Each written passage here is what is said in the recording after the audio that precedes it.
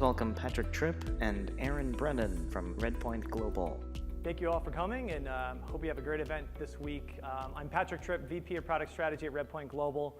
For those that aren't familiar with RedPoint Global, we're helping some of the world's largest brands in retail and across industries really optimize the customer experience. And for them, it's oftentimes all about the data, being able to help organizations optimize their data and generate insights they can deliver on real-time experiences. So I'm excited to talk to you about today what we call the blueprint for data-driven customer experiences. But I'll start with an image that you may or may not recognize. Does anyone recognize this image?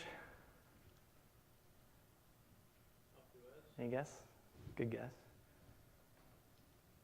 This is the Tibet Road on the border of Tibet and China. One of the most treacherous roads in the world. One of the most linear journeys you could ever go through. Really steep, treacherous climb. Reminds me of the traditional customer journey that we go through with brands. We got some music there too to go along with it. That wasn't planned, by the way. But it reminds me of the traditional customer journey where we're really climbing and we're trying to work with the customer to build that loyalty over time. And one misstep with the customer and we're off the cliff, right? And we lose that customer. And we get to the top of the mountain, and it's a lot of work to keep them there, and typically it's often downhill from there. So really, what we try to do is help organizations focus on how to deliver value and optimize the customer experience through data.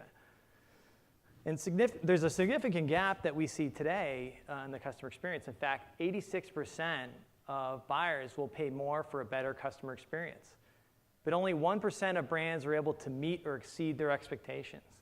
There's a significant gap between what brands can deliver and what customers expect. I would say that has a lot to do with the ability to activate your strategy, right? You may have a great strategy, a customer journey maps, and plans in place, but the ability to actually execute upon that is a major challenge. We did a study with the CMO Council recently to really understand the major gaps between strategy and execution. And the first and foremost is really having the systems in place that leverage real-time data, being able to make actionable insights from that data. And 37% look for an organizational-wide single view of the customer. We've been talking about this as an industry for a long time, but I think it's still something we can aspire towards. Measuring results, budget, cultural shifts, a lot of these kind of classic elements in the study, but I think very interesting to see the systems and real-time data as the top area. But the opportunity for brands is significant. To be able to personalize the customer experience at scale can generate quite a bit of lift for retail organizations and brands across industries. And you'll see there on the left, 89% of digital businesses are investing in personalization to align with customer expectations. 40% of consumers purchase more from retailers that provide a personalized experience. 85% of retailers are focused on leveraging a single unified platform to generate all of their activity from channel silos. 68% of retailers are focused on improving the in-store experience. 6 to 10% revenue increase that can be generated by brands that personalize experience. And 55% of respondents are using 2 or more communication channels to personalize today. Raise your hand if you're using 2 or more channels today in your engagement strategies in concert. Okay, so that's a significant portion of the crowd. And we're really helping a lot of the brands we work with move well beyond that to really optimize that whole customer journey. So I want to present to you what we call the blueprint for data-driven customer experiences. And this is like building a home, right? I recently built and purchased a home.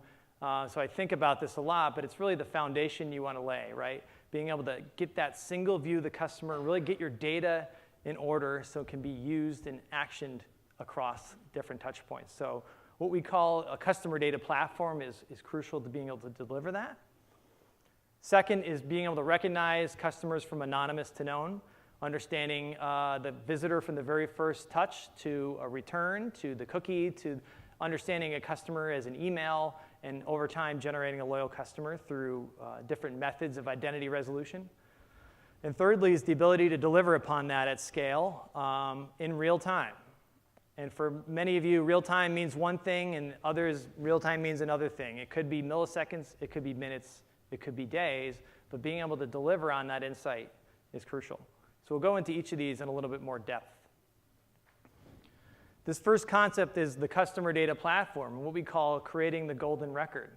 What if you could know all that is knowable about your customers and be able to bring together first, second, and third-party data, siloed data? This could be physical data sources like address, mailing address, name, browser activity. It could be session ID, cookies, email handle, commerce data. It could be a number of different devices, social, as well as transactional. The ability to bring this together and have a way to visualize this, be able to interact with this so you can actually have a good conversation with a customer or a consumer face-to-face or over the phone and really have that full picture, that full history of their profile is really what we mean by building that golden record. But we know that data is the challenge, and bad data is bad personalization, and dirty data has quite an impact. So it's really about how do we focus on data quality. Could be missing data values, poor categories, inconsistent formatting, noisy data, conflicting data, misleading information, too much detail, sparse data, very few values, too many fields, or maybe even bias in the way you're sampling and collecting data. So we've all been there on the right-hand side where you see somebody filling in a field in a system that's it's not supposed to go there and really moving on with that and creating problems down the road for our customers. So really the focus on data quality is crucial here. The second concept was identity resolution, being able to understand the customer from very first touch all the way through that journey. So it might be the first visit to a web page. We may drop a cookie. We may have an ID that we capture. They may come back. We want to recognize them. Hi, Patrick. And continue that process moving forward. Perhaps they click on a few things on your site. Perhaps they make a purchase. Perhaps they, through a preference center, determine which channels they would like to engage with the brand. Perhaps that's mobile. You're engaging with them in-store or at the point of sale. And then that ultimate loyalty through registration of products and the ongoing dialogue that you can generate from that. But you need identity resolution to be able to understand that customer and stitch them together. It could be that an individual customer is 4 different devices. It could be that a customer is a part of a household. There's a number of ways to look at identity resolution, from anonymous to known. And the third category is really about how do we generate value and deliver real-time experiences, right? Real-time means a lot of different things to a lot of folks. On the left-hand side, it could be a manual effort. As marketers, as brands, we're trying to generate the right content at the right time with the right offer and the right treatment. But we can move towards a more automated and sort of system-oriented environment. So first and foremost, real-time engagement is certainly about speed and agility and being able to strike a balance between timing and context, whether that's 15 milliseconds, as some of the customers that we work with on their front of site, that is the world to them. They need to be able to deliver combinations of pricing, packages, offers, content within milliseconds. Within other brands, it could be within the cart checkout experience. It could be sending a thank you message the next day after a purchase, or a cross-sell offer when you're going to pick up an item in the store after ordering online. But secondly, it's about the data. It's about the data to kind of generate the content. How do we determine who gets what? Leveraging analytics to help us with that segmentation process is very powerful, and I'll talk a little bit throughout the presentation about what machine learning and AI can do for that process. And third, it's omni-channel.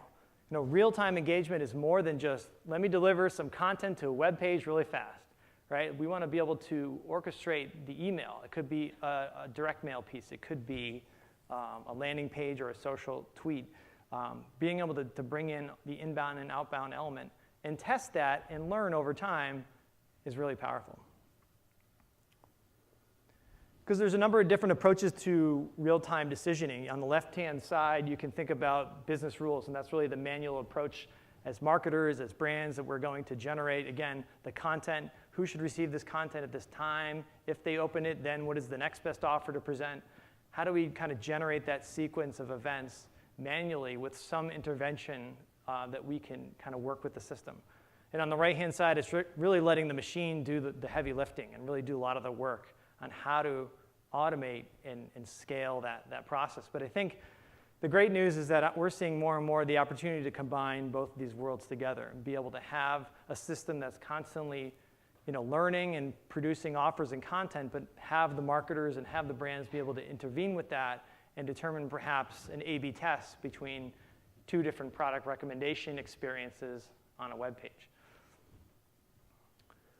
And again, it comes back to the data. Being able to have the data in good quality is really the important rule here, and to deliver that personalization at scale. This is a study from Gartner last year about data fueling AI. It could be customer data, it could be marketing data, product data, creative assets, for example.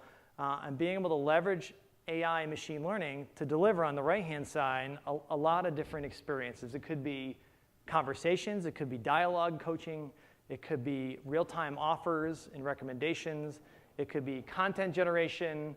We talked about identity resolution, recognizing the individual as they come back and treating them at some level of personalization, to the orchestration of multiple channels in the process, and augmented marketing analytics.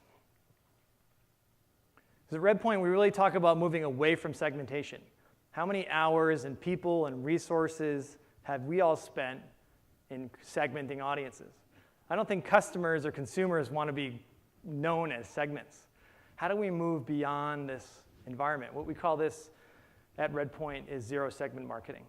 Being able to use analytics to automatically determine at all times what is the right content, what is the right offer, what is the right audience, what is the right sequence of events to determine, to deliver that next best action. So zero segment marketing is a term we're excited about and really supported by the solutions that we provide. And here's an example of that to kind of put your head around it a little bit. On the left-hand side, let's just think about each of these as customers of your brand. And we have some information about them. We have their personally identifiable information. We have email, we have address, we have social handle, we have previous purchase, we have their active or inactive status. And what we're saying here is analytics can help you score every customer at all times to determine, again, the sequence of events that should happen and really automate that whole process. It's not about saying, okay, this group is a very high likely group to purchase. We're going to then manually create a campaign that we send out over email or over ads, for example, but really sort of recommending those specific touch points, the content within, the timing and sequence of those events. And as data changes, as things change, as purchases are made, as customers become loyal or leave the brand, they are constantly reevaluated by the system and scored, and you'll see a change there indicated in red that kind of pushes through a whole new sequence of events and activities. So really leveraging the power of analytics to move towards a more zero-segment marketing approach. We call this path to purchase optimization. Happy to talk to you about it if you are interested. But let me bring this to life a little bit more and how this really manifests itself with our customers. One of our big customers we've been working with for the last 2 years, Keurig Green Mountain, that recently, branded manufacturer, mostly on the CPG side, that they really do want to kind of move towards a direct-to-consumer model where they're really trying to build that relationship with the customer over time. And Keurig Green Mountain was recently merged with Dr. Pepper, so now it's technically Keurig Dr. Pepper. But you'll see on their front of site, Keurig.com, you'll see product recommendations, bestsellers, a lot of things happening there to kind of generate that engagement experience. One of the top 15 brands in America, we've worked with them in the last 2 years or so to help them get significant time to value as they got ready for the holidays last year and kind of amped up a number of omni-channel campaigns around digital purchases and engagement that really drove a significant revenue impact, 144% lift for them on revenue for the increased campaigns throughout the holidays. But one really interesting one was the 70% lift that they gained on this product carousel. And this is something that we're driving for them today. You can go to Keurig.com on your device. We'll go through it all together in a few moments. But what you'll see there is they're doing product recommendations all over the site, but they're also doing a lot of A/B testing as well across different carousels to determine out of the hundreds of K-Cups they might offer, and a number of different ways to engage with you as a consumer, there could be thousands of different combinations of things that they could provide to you. And they're really doing this at scale, at speed. So it's very exciting. But to kind of bring this to life, I want to take you through the day in the life of a consumer. And I guess I'll make myself the consumer. Patrick, I'm a Keurig owner as well for Keurig brewers. Anyone here own a Keurig brewer? Okay, about half the audience. Good, good. So I want to invite up to the stage my esteemed colleague and partner in crime, solutions expert from RedPoint Global, Brennan. Give him a round of applause. How you doing today, Aaron? Doing good, Patrick. How are you? Good, good. Yeah? I got thrown off with that music in the beginning. Yeah, that was, I don't know what that was all about. I was trying to figure out what it was. I couldn't really figure it out. Something 90s. Yeah. But anyway. Yeah. Well, since Patrick is going to be the consumer today, I will be the brand. Okay, and don't worry, Patrick took away my social security card, and I'm no longer allowed to vote because I'm not a person anymore, so no worries there. But what we're going to do today is we're actually going to walk through what happens as we engage with Patrick. So we'll start off with just an initial email offer that we'll send out to him. We'll move through that website carousel that Patrick actually showed before. We'll register a brewer to get more information about Patrick, as well as emailing him a quiz where he can figure out what's the best K-Cup for him down the road. He'll take that quiz and then eventually purchase a cup and get a confirmation. So, you ready to do it? I'm excited. All right. Let's do it. All right, Patrick. Well, we're gonna engage with you through an email. Oh, First, hold on one second. Out. Yep.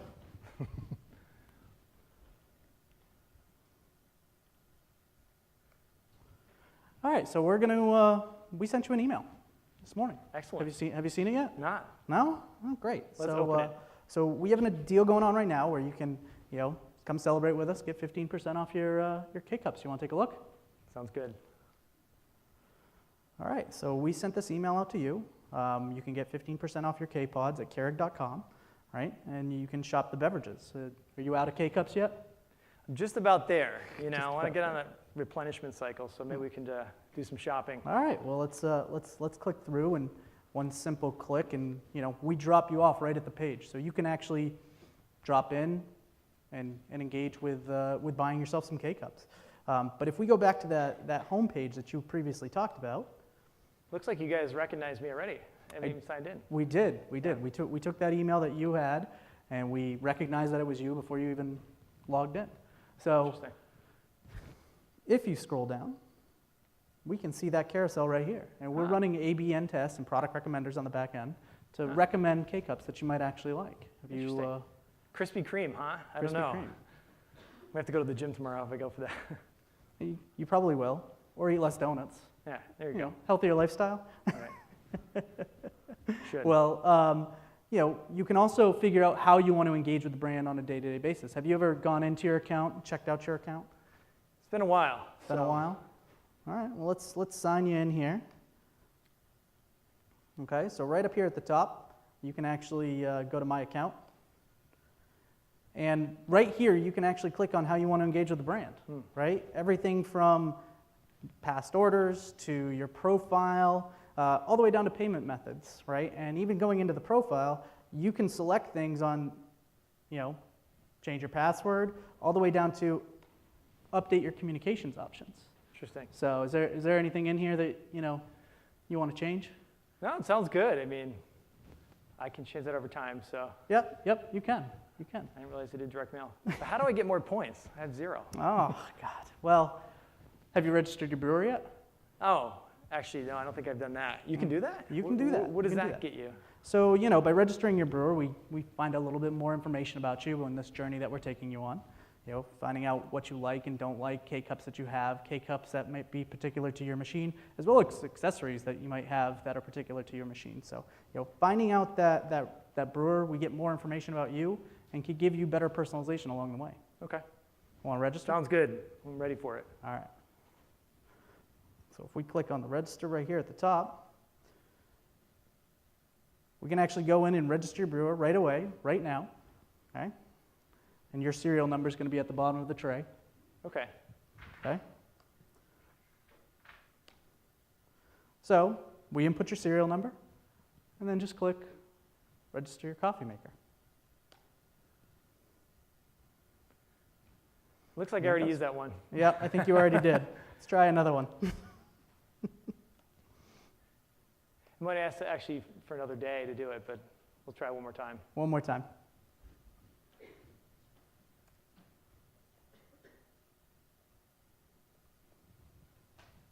Nope.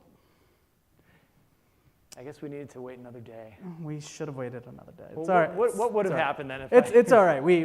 We did this test already. We know. So what would happen is typically we would send you a notification just to be sure, right? Everybody wants to be sure as a customer that what they filled out is being accurate and timely. So we shoot off an email to you right away. So we actually thank you for registering your coffee maker right in your email. So you can click on it and say, congratulations, you registered your coffee maker. Okay. So, we talked about you being out of K-Cups, right? Well, we put in 50%.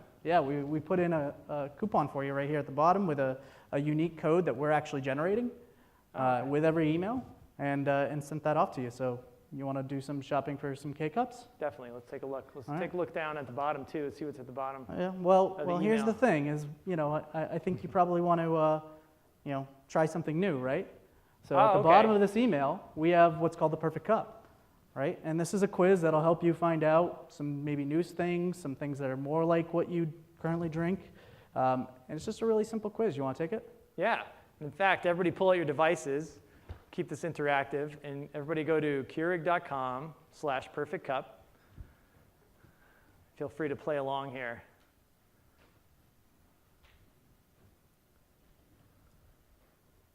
All right, so we'll click into the quiz for you. Give everybody a few minutes. So the quiz, are they trying to get to know my preferences a little better? How does Yeah, this work? so what we're going to do is we're going to ask you some questions. We're going to find out what your preferences are, what you like and don't like about your coffees, and really find out more about you so that we can offer you up that perfect cup, that'll align to your taste preferences. So let's get started with the quiz. Sounds good. All right, so what is your coffee type? Are you a set in stone kind of guy? Are you open to suggestions, trying some new things? Or are you adventurous? Are you going spelunking every weekend? Not every weekend, so I don't know if I'm quite adventurous. Maybe I'll go open to suggestions. Okay, all right, open to suggestions. So how do you usually like your coffee? Decaf, caffeinated? Definitely caffeinated. I actually have one on the side of the podium over there. Yeah, you do have one. You have kids, don't you? Yeah. All right, how do you like your coffee to taste? Are you a mild, a tangy, a smooth, bold? Smooth. I'll go for smooth. Smooth. Yeah, you definitely don't shock me as the bold type. So, how do you usually take your coffee? Are you just black, nothing added? Sugar? It's usually You like everything, something a so I'll little go with the bottom one, both. sweet? Both sugar and sweet. Are you sure you're not adventurous? Getting there.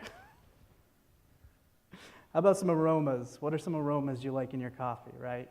Fruit, nuts, caramel, chocolate? Not fruity. I don't know about nuts. Maybe chocolate. All right. Chocolate. What kind of chocolate? Chocolate comes in many different kinds and flavors. Is it a milk chocolate, white chocolate, dark chocolate? I love chocolate, all chocolate, so I'll go with milk. Milk, okay. You sure that's your final answer? I think so. All right. Yes. All right, so what we're going to do here in the background is we're going to take all the answers to those questions and we're going to line them up against our hundreds of different K-Cups. And that gives us over 1,000 different possibilities that it could possibly be. And we're going to take all those answers and run it down in real time. And these are what we recommend for you for a coffee that you can have. So is there anything in there that's I don't know. feeling you Click haven't on tried the right one. I want to see what else we have here. All right. Green Mountain Blend, Seattle's Best. A couple of West Coast flavors here, huh? Yeah, Very interesting. yeah. Couple West. You Donut a West Coast guy? Not really, but I would aspire to that. So maybe I'll try with Pete's. Pizza's a good one. So we'll just add that right to your cart, right? Oh, cool. What does that say? You're 502 away from free shipping. Yeah, we're 502 away from free shipping. So we added a couple things to the cart, and we can go back and get close to free shipping. But if we scroll all the way up to the top, you can see at the cart we've already added this right here. Now we can click on it, and here's that coupon code that we originally gave you in the email. So, Okay. we're gonna enter that right there and apply that coupon. Right. So we're Free saving shipping. $16.99. Nice. This It's a good discount. Yeah, this is a really good Solid. discount actually. Pete's Coffee, it's one of my favorites. So we can just go right to the secure checkout. You already gave me all your information, about Interesting. what you want. I can chat with you too on the side. Yeah, you can chat with me on the side. So all that personal preference stuff that we went through, we already have it in here. We're making this very easy for you, Cool. very personalized experience. It's really just taking you on that journey through, through what's going on. So, let's try some K-Cups. Let's try some Pete's. We'll aspire you to get to that West Coast lifestyle.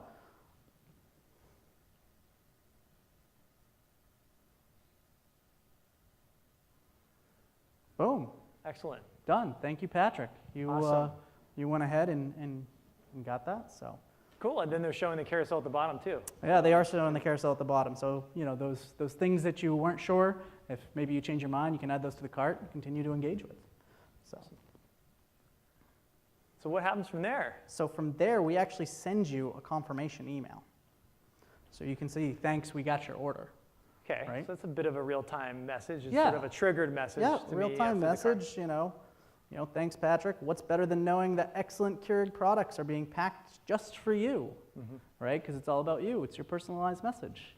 So, that will be shipped to you, and you'll actually get an email with your shipping confirmation as soon as it's ready to go and sent off to your house. Cool. Awesome. Cool. Thank you very much. Thank you. Excited to try my box of coffee when I get home. Yeah.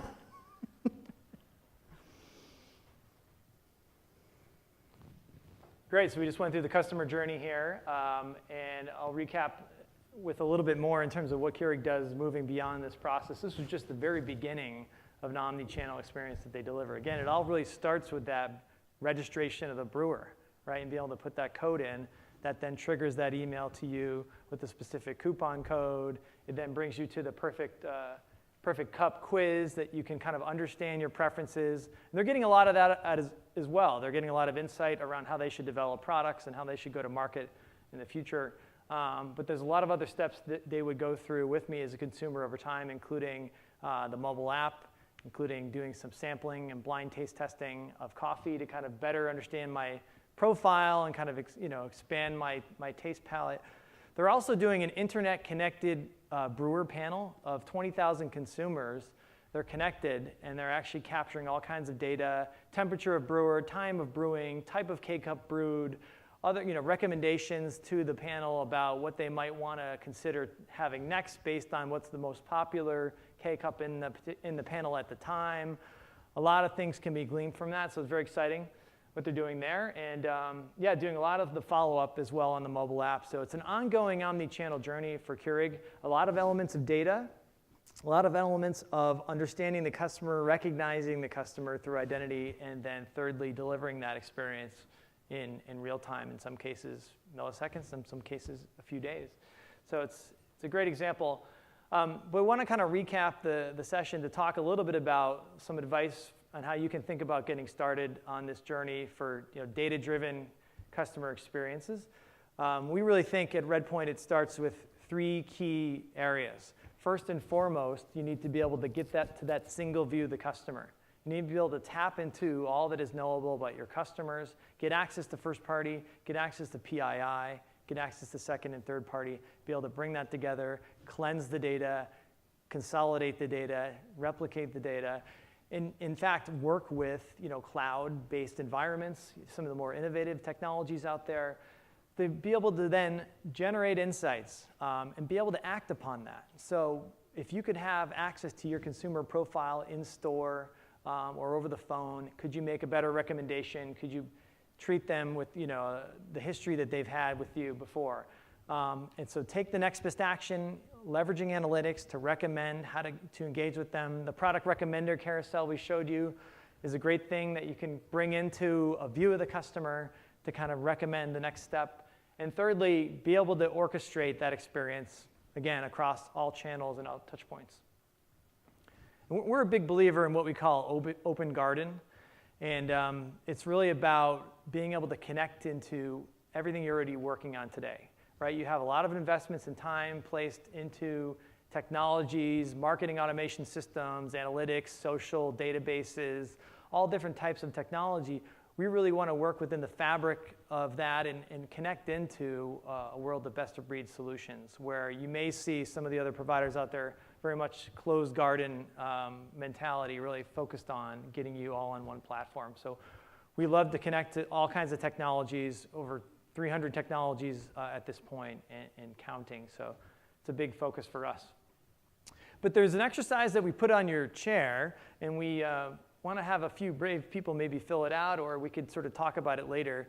But this is really an exercise in getting an understanding of your customers and the data behind that. And if you could, again, I said this a few times, but if you could wave a magic wand with your customer data, what would you want to get access to? What data sources do you, in your role, in your company, in your organization, wish you could tap into to be able to get that more comprehensive view of the customer? So the first exercise here is really about labeling those things, maybe drawing a little circle around them and connecting them into the middle here. And that could be things like call center, that could be commerce, that could be website, that could be social, that could be email data, that could be point of sale, commerce, a lot of those categories. So that's the first step, is really kind of identifying the sources that you wish you could tap into.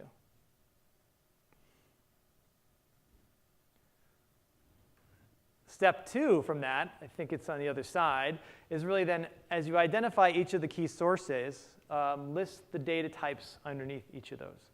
And so, for example, under the call center channel, maybe you could wish you could get the name, email, address, ID, last purchase, phone number, social handle. You know, what are the things that you wish you could get there? On email, it could be clicks, opens, conversions. It could be time spent, forwarding, things like that. It could be cookies, IDs. So really identifying each of the sources and listing the data types underneath that. And that's really the second part of the exercise. And the third is then drawing the connection points across these silos. Email handle might exist across a number of different silos. That might be a key for you to kind of connect your data to bring together insights across silos. Or it could be, alternatively, you may be getting data insights from across these different silos, and being able to stitch all of them together might get you the profile that you're looking for to have those meaningful brand conversations. So you might get social handle from your first silo, you might get ID from the second silo, you might get email from the third silo, you might get recent purchase from the fourth silo, and being able to stitch all those together into that one profile give you that view of the customer. So I encourage you to take a look at this and fill it out, maybe work with your teams or folks that you deal with on a daily basis, and think about what could you do with your customer data if you could get access to it from anywhere, anytime, and bring it together as a single unified profile. I think it's a fun exercise to do and brings out a lot of insight around your company. So it really goes back to this concept of the blueprint for data-driven experiences. Again, first and foremost is laying the foundation of the data and building what we call that customer data platform. Secondly, it's about understanding and recognize the consumer from every touch point. It could be anonymous, semi-anonymous, known. It could be from cookie to device. It could be cookie to email. It could be multiple devices. It could be multiple people in the household, multiple emails for one person, right? How do we bring that together? And do that by respecting privacy as well. As we probably have all run into the general data protection regulation that went into account in May of this year, being able to have a mechanism in which you can capture requests like right to erasure or masking data types or asking for a copy of data is something that we need to be able to fulfill as brands, especially if we're working with customers or prospects in Europe. And now with the California Privacy Act in place, that's coming to North America more and more. And so a lot of methods there, but the third one is, again, delivering on that experience in real time. It's about speed, it's about agility, but it's also about the data and all the channel touch points bring that together. So that's how we view that. But yeah, we have a few minutes left, so if anybody has any questions We're going to have a microphone going around. But thank you very much.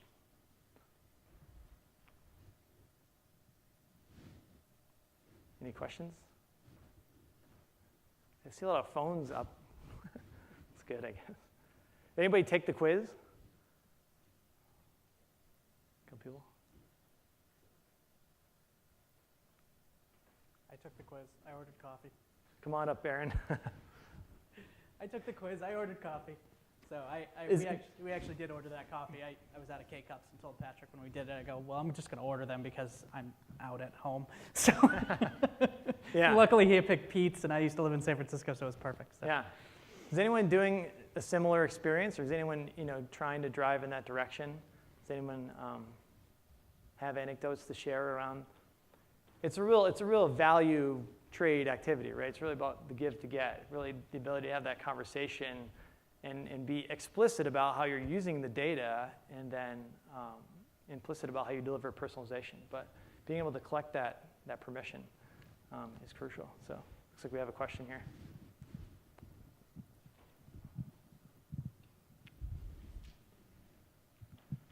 Dan Kidd, Data Wallet. First, thanks for walking us through the personalization stuff. My question is, what are you going to be doing next, or how do you drive further things? I saw a couple opportunities, like from the email and the coupon code and automating that process of already knowing you and not needing to sign in. Where do you go next, or what do you do next? Yep, at Keurig specifically, they're really looking to expand that portfolio of products. And if you think beyond coffee, right, there's a mega opportunity now as being a part of Dr. Pepper and all that provides. And the experience of personalization over the phone is powerful, and what they can provide across all of their different product categories leads an opportunity for personalization much well beyond different coffee types to other products. So for them, it's that journey they're looking at as well, and how to make every call center agent their best-selling agent, how to empower them with the tools that it takes to cross-sell and deliver that. So that's one way. But again, the AI and analytics piece is huge, and we're working with some mega retail companies. Happy to talk in more detail about this after, about that path to purchase piece. That seems to be a hot topic. We're picking up on that quite a bit. The time and resource that saves you by reducing the amount of manual campaigns created and manual touch points with the consumer, by letting the system gather enough data, be able to learn and adapt on that process, is a big opportunity, as long as marketers and brands, we can kind of intervene and kind of engage there. But that's another area that I think a lot of folks are talking about. Got another question up here.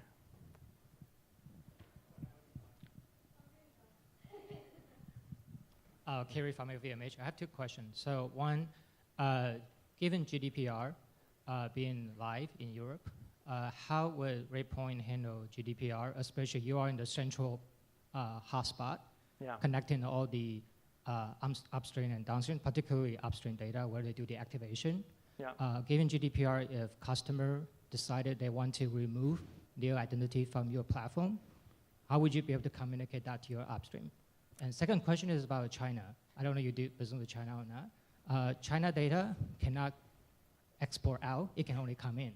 So when you handle CDP as a centralized connecting point, how would you handle a situation in that particular governance? Yeah, it's a really good question. The first one is on GDPR, and we really help with GDPR compliance. And what we do is we work very closely with companies like Possible Now that do preference centers. We also can generate that on our own side as well, but really allowing the consumer to have a lot of choice about, I would like to have this data deleted or erased, or I would like this data to be masked, or I would like a copy of this data. We can ensure that information is captured, but then we want to be able to fulfill that request, right? And so our hub allows us to notify all the related systems and databases of the change request to be made, and flag those systems for that request that's made. So we're facilitating, we're kind of part of the ecosystem there for GDPR compliance. We're not the be-all, end-all by any chance, but we are seeing interest there. A lot of hype, but there's definitely interest there as well. And we're working closely on the back-end fulfillment of those processes to ensure that those requests are captured and fulfilled. And that goes into account, across the globe. We're seeing this. Most of our focus is on Europe and some Asia Pacific. So on the China piece, I am aware of that, and we haven't run into customers currently with that challenge yet. But I think that's a big one to bring up. So we can talk more about that. Yeah, question up here.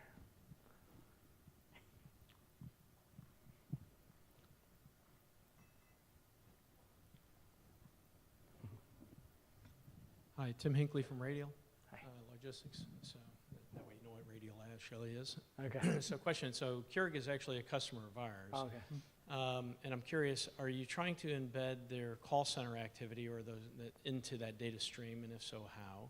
And then secondarily, this example was 100% focused on the end consumer, but how about the relationship with their various distributing channels? Right. Yeah, the call center is a mega part of the, can you rephrase the first question? Sure, so how are they using Yeah. So there's data coming in from Yeah. the call centers, either via actual voice Yep. and or chat, Right. right, or bots and things like that. Yep. So how are you capturing that information Yep. to tie back into the consumer experience? Yep. And then similar, how do you use the same technology to go back to their, I'll call it their B2B relationships with their distributor network? Yeah. So we're definitely supplementing what's happening in the call center. They do have their systems of record that they're working through, and we are an option there to kind of have a more of a educated discussion with the consumer around the products. But it's not going to become the be-all, end-all in their call center. I think they would like to reduce some of the friction and some of the redundancy there, but they want to, again, make their agents, especially now if you look at Dr. Pepper, and that's like almost 600 agents across the globe. So really empowering them to have better conversations. And we can take data in from conversations. We can take data from different systems. It could be chatbot data. It could be website data. It could be call center oriented notes, for example, and bring that into the interface to ensure that those dialogues are improved over time. That information feeds back into the system and can be updated in regular batches to address the customer. On the distributor piece, that's something we're looking into with them currently, and we don't have too much detail yet on that. So, okay. Other questions?